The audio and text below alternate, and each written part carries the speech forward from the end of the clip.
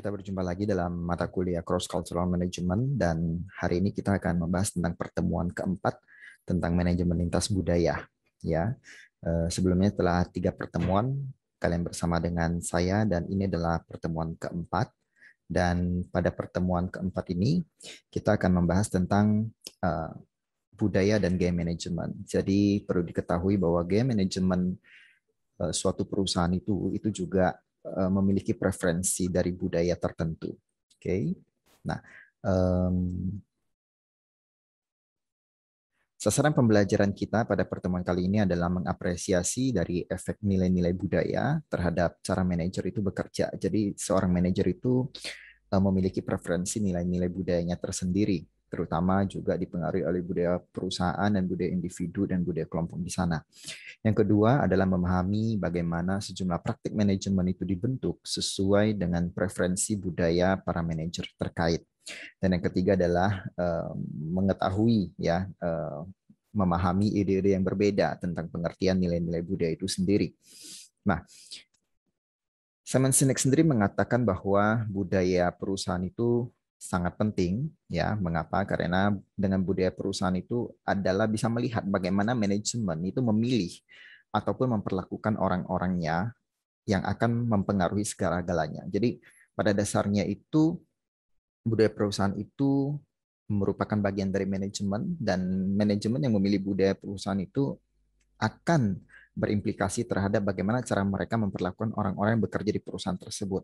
Dan bagaimana cara orang-orang itu diperlakukan akan mempengaruhi segalanya, menjadi lebih baik ataupun menjadi lebih buruk. Nah, jadi budaya perusahaan itu menjadi sesuatu yang sangat penting di sini. Nah, Soderbergh dan Holden itu mengatakan bahwa sebuah pendekatan hubungan antara budaya dan kompleksitas budaya tersebut itu menunjukkan bahwa setiap individu mewujudkan kombinasi yang unik, ya. Jadi setiap individu yang bekerja di sebuah perusahaan itu menunjukkan sebuah kombinasi yang unik dari pengalaman pribadinya, budaya dan sosialnya. Dan dengan demikian juga akan terlihat dari setiap komunikasi dan negosiasi yang bersifat antar budaya. Dan di sini kita akan coba untuk mengaitkan nilai-nilai budaya itu dengan tugas-tugas manajemen, ya, dengan tugas-tugas manajemen. Tentu saja kalian sudah tahu tugas-tugas manajemen itu sebenarnya ada apa aja begitu. Nah, yang pertama tentu adalah planning atau perencanaan. Di mana yang namanya perencanaan itu adalah bagaimana tujuan, ya, bagaimana tujuan dan sasaran perusahaan atau departemen itu ditetapkan, direncanakan serta menentukan tindakan apa pada tingkat individu yang diperlukan untuk mencapainya. Ya, kemudian yang kedua adalah organizing. Organizing ini adalah bagaimana pekerjaan yang terlibat itu harus dibagi dan bagaimana hal itu dikoordinasikan dan dilaksanakan untuk mencapai tujuan organisasi. Dan tentu tidak lupa kan pasti ada orang yang mengerjakannya. Biasa kita sebut dengan staffing, ya. Kalau di sini saya menulisnya dengan kepegawaian, yaitu kita butuh orang-orang untuk mengerjakan hal tersebut. Berarti kita mempekerjakan karyawan dan mengalokasikan mereka, menempatkan mereka pada posisi-posisi tertentu, ya, untuk menjalankan tugas-tugas tertentu. Kemudian kalau kita sudah punya pegawai, tentu kita ingin mengarahkannya, directing, ya. Dan di sini kita tentang kepemimpinan, pengarahan kepada karyawan untuk menuju pada tujuan strategis perusahaan, dan yang terakhir adalah mengontrol, ya, monitoring. Monitoring ini adalah memantau kinerja perusahaan atau departemen di mana budaya yang berbeda itu dapat menggunakan sistem pendekatan yang berbeda. Nah, jadi dari kelima tugas manajemen ini dengan budaya organisasi yang berbeda itu akan menghasilkan cara perlakuan yang berbeda terhadap tugas manajemen masing-masing ini. Nah, jadi cara pelaksanaan tugas dan tanggung jawab ini itu akan ditinjau dari sudut nilai-nilai budayanya dan beberapa pengaruh nilai budaya pada manajemen. Yang pertama adalah bisa pada fokus waktu. Pada fokus waktu ini biasa dibagi menjadi dua, ada yang monokronik, ada perusahaan yang monokronik dan ada perusahaan yang polikronik begitu. Jadi fokus waktu ini terkait dengan ritme alami, ya. Budaya yang berbeda memiliki persepsi waktu yang berbeda sesuai dengan lingkungan, sejarah dan tradisinya. Jadi contoh misalnya pada perihal staffing gitu ya. Untuk yang monokronik biasanya mereka itu fokus pada jangka pendek ya, pegawai yang jangka pendek, staffingnya jangka pendek untuk memenuhi kebutuhan dan persyaratan mendesak aja gitu. Jadi ketika oh butuh butuh pegawai ini kita rekrut ini, butuh pegawai itu kita rekrut itu gitu. Tetapi kalau yang polikronik itu tidak demikian. Perusahaan dengan budaya polikronik itu fokusnya adalah pada jangka panjang dengan perhatian untuk membangun hubungan dari waktu ke waktu.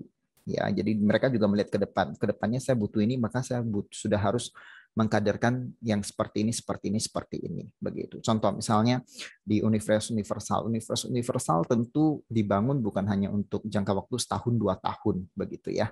Tapi tentu akan berlangsung lama dan mungkin ya selamanya ada begitu. Nah, untuk selamanya ada tentu tujuannya juga untuk berkembang. Untuk berkembang sebuah universitas tentu membutuhkan namanya eh, nanti sekarang baru ada S1 di UVAS, mungkin nanti juga ada S2, S3. Nah, untuk S2, S3 tentu juga butuh kaderisasi yang baik, butuh staffing yang baik, butuh staffing yang sesuai dengan kriteria, misalnya butuh doktor sekian banyak, butuh profesor sekian banyak, sehingga dari saat ini itu sudah diplanningkan begitu. Jadi fokusnya itu ke jangka panjang ya. Jadi memang sudah sebagian dosen atau sebagian yang belum menjadi dosen pun itu sudah mulai untuk kuliah S3 dan lain sebagainya. Ini adalah tujuan jangka panjang yang menjadi keinginan ya untuk dilakukan. Kemudian yang kedua, untuk nilai-nilai budaya manajemen yang lain adalah orientasi waktu. Ya, orientasinya bisa ke masa lalu, masa sekarang ataupun ke masa depan begitu. Nah, jadi untuk orientasi waktu ini budaya berfokus pada nilai masa lalu, penegakan tradisi. Ya, kalau yang ke masa kini itu untuk menghasilkan hasil yang cepat dan keuntungan jangka pendek.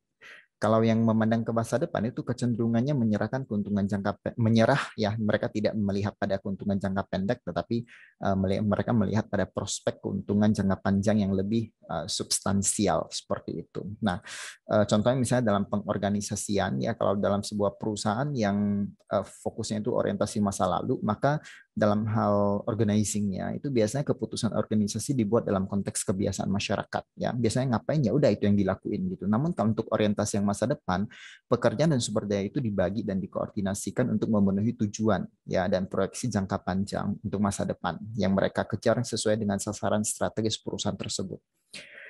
Dan yang ketiga itu adalah nilai-nilai budaya berkaitan dengan kekuasaan. Ada yang hierarki, ya vertikal, dan ada yang lebih budayanya itu lebih ke kesetaraan. Kalau boleh saya sebut ya horizontal begitu ya. Jadi orientasi dengan nilai kekuasaan berkaitan dengan sejauh mana anggota masyarakat yang kurang kuat mengharapkan dan menerima bahwa kekuasaan didistribusikan secara tidak merata. Nah, contohnya kalau untuk budaya perusahaan yang hierarki dalam hal perencanaan itu lebih otokrasi, ya lebih paternalistik ya, ya bos pokoknya turun terus gitu ya,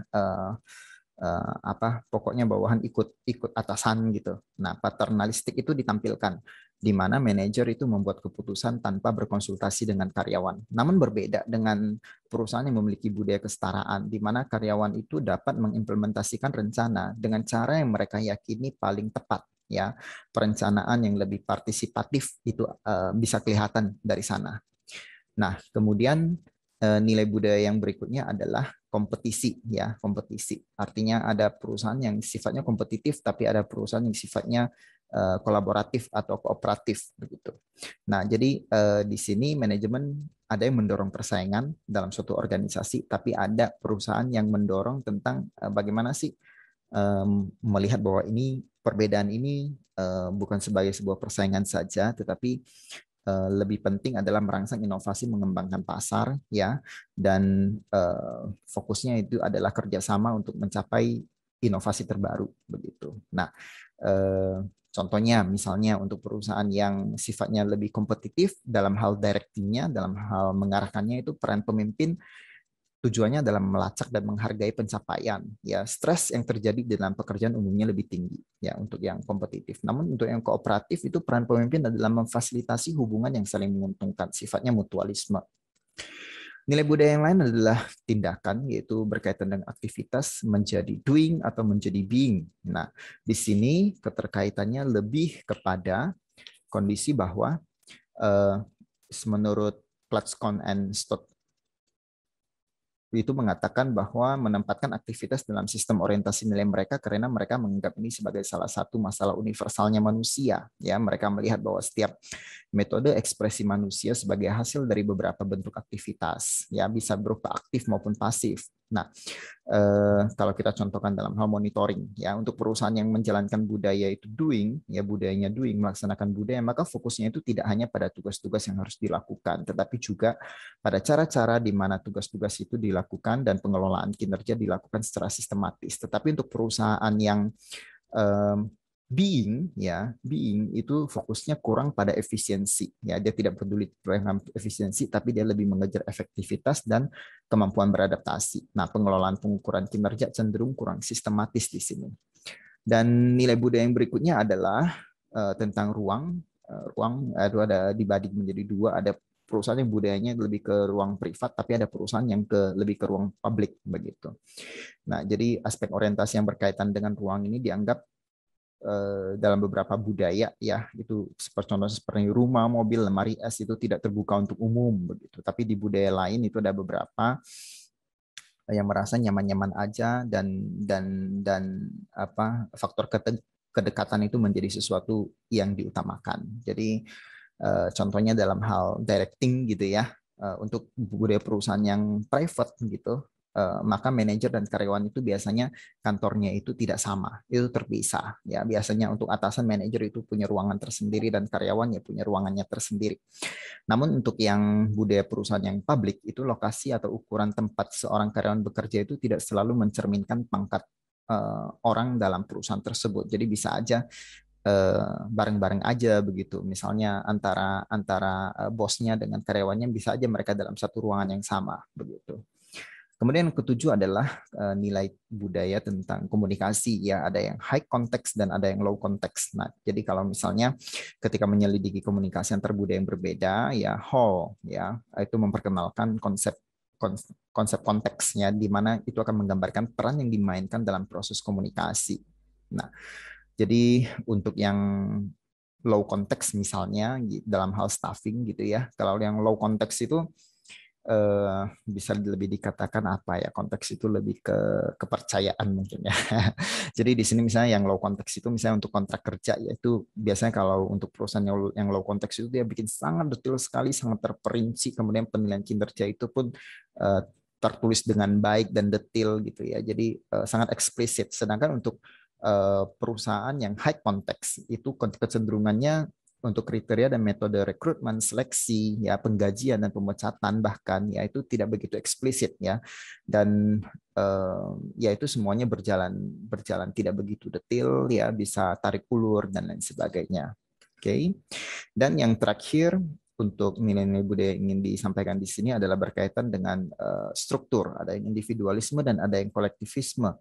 Struktur ini berkaitan dengan struktur sosial atau dalam istilah bisnis itu adalah struktur perusahaan. Hal ini memungkinkan manajemen untuk membedakan situasi yang tidak pasti, ambigu, stres, dan risiko yang terjadi. Dicontohkan di sini misalnya untuk struktur dan aktivitas bisnis begitu, misalnya dalam hal organizing, untuk yang perusahaan yang mengambil budaya individualisme, biasanya struktur organisasi itu menekankan individu dalam penugasan tugas dan alokasi sumber daya. Namun untuk yang sifatnya kolektivisme budayanya, maka struktur organisasi yang dibuat itu menekankan kelompok. Ya, tim diberi tugas dan sumber daya. Jadi kalau yang di kolektivisme itu penilaian tim itu yang lebih diutamakan, sedangkan pada individualisme itu adalah penilaian individu itu yang lebih diutamakan. Oke, nah ini adalah nanti kalian bisa membaca lagi dari materi yang sudah saya post di e-learning, itu lengkapnya sudah saya tabel-tabelkan ya. Oke, dan ini ada beberapa pandangan lain yang berbeda mengenai pengertian dari nilai-nilai budaya ya. Jadi yang pertama adalah mengintegrasikan nilai. Nah, di sini dikatakan bahwa gagasan untuk mengintegrasikan nilai itu jauh lebih tidak jelas sifatnya dibandingkan hanya menemukan pertukaran nilai yang terjadi. Karena mengintegrasikan nilai itu butuh waktu. Kalau di antropologi itu sampai akulturasi dan lain sebagainya, yaitu semakin tidak jelas dan butuh waktu dibandingkan kalau hanya sekedar pertukaran nilai. Ya, selama terjadi benturan-benturan budaya tersebut.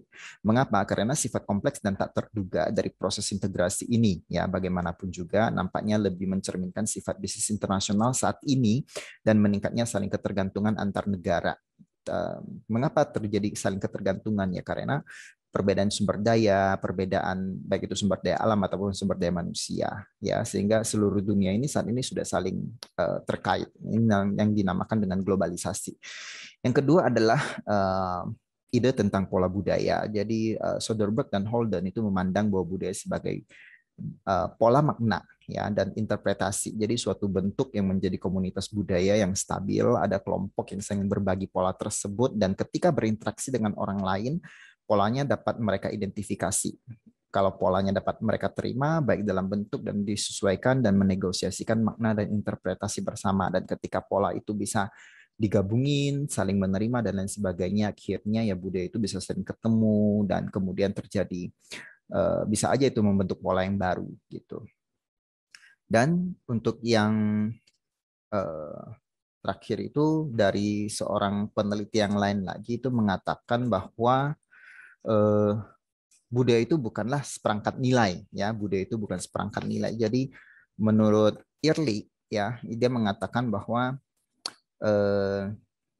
konsep budaya itu sebagai kaitannya dengan konteks ya untuk berinteraksi dengan orang lain. Jadi dia bersikeras ingin menghindari apa yang dia sebut dengan dimensi budaya yang dimana nilai-nilai budaya itu kumpulan dari persepsi individu. Jadi dia mengatakan bahwa nilai-nilai budaya itu hanya persepsi individu dan karenanya dia itu bertentangan dengan konstruksi itu sendiri. Jadi menurut Early sendiri budaya itu bukanlah nilai atau kumpulan nilai, tapi budaya adalah makna yang kita lekatkan pada aspek-aspek dunia di sekitar kita. Nah, jadi nilai-nilai sebagai budaya akan dipandang oleh Early itu hanya sebagai obsesi dari para peneliti lintas budaya lainnya. Nah, itu yang bisa saya jelaskan untuk pertemuan kali ini. Ingat untuk mengerjakan kuis Anda dan tugas kelompok tentang studi kasus Anda untuk diselesaikan sesuai dengan waktu yang sudah saya terapkan di e-learning. Selamat belajar semuanya ya dan terima kasih. Sampai jumpa.